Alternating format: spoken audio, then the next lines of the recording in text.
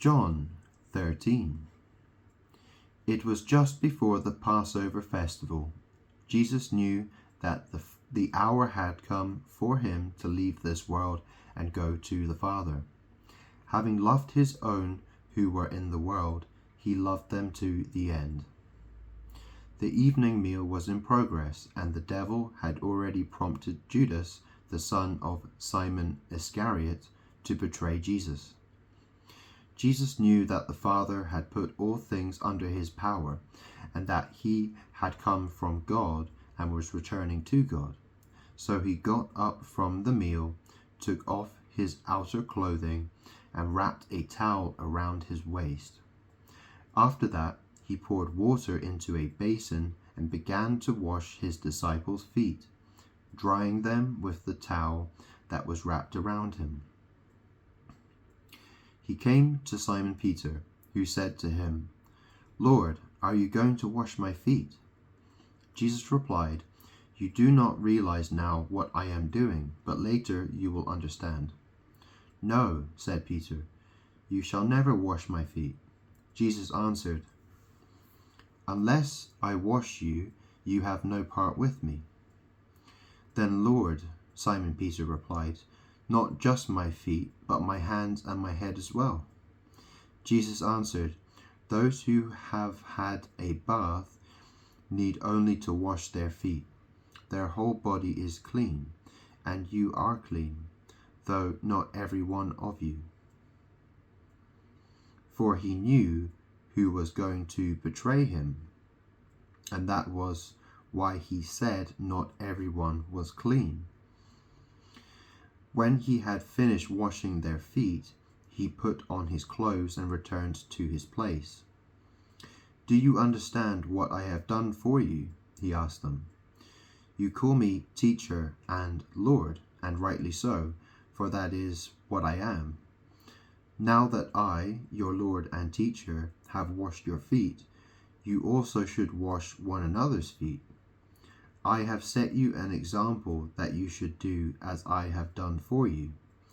Very truly, I tell you, no servant is greater than his master, nor is a messenger greater than the one who sent him. Now that you know these things, you will be blessed if you do them." I am not referring to all of you. I know those I have chosen, but this is to fulfill this passage of Scripture.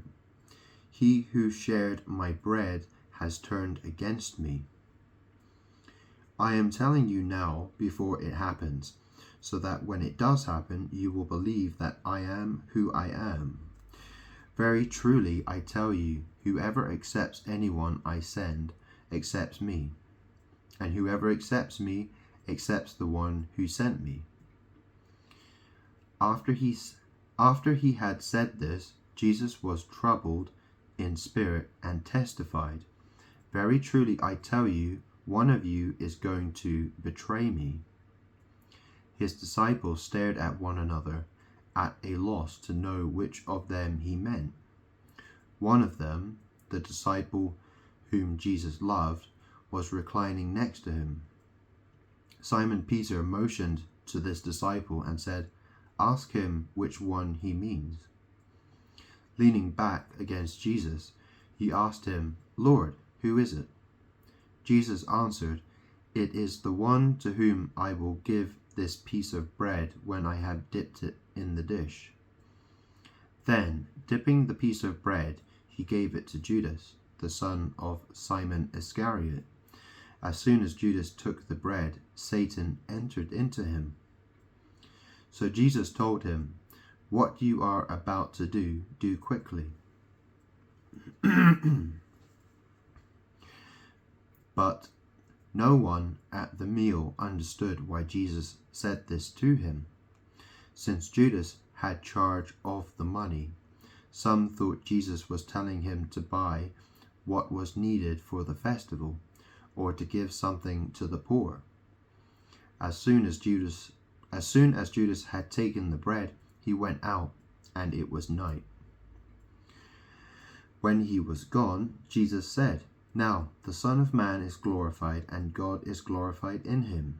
If God is glorified in him, God will glorify the Son in himself, and will glorify him at once. My children, I will be with you only a little longer. You will look for me, and just as I told the Jews, so I tell you now. Where I am going, you cannot come. A new command I give you. A new command I give you, love one another, as I have loved you. So you must love one another. By this everyone will know that you are my disciples, if you love one another. Simon Peter asked him, Lord, where are you going? Jesus replied, Where I am going, you cannot follow, but you will follow later. Peter asked, Lord, why can't I follow you now? I will lay down my life for you. Then Jesus answered, Will you really lay down your life for me? Very truly I tell you, before the rooster crows, you will disown me 3 times.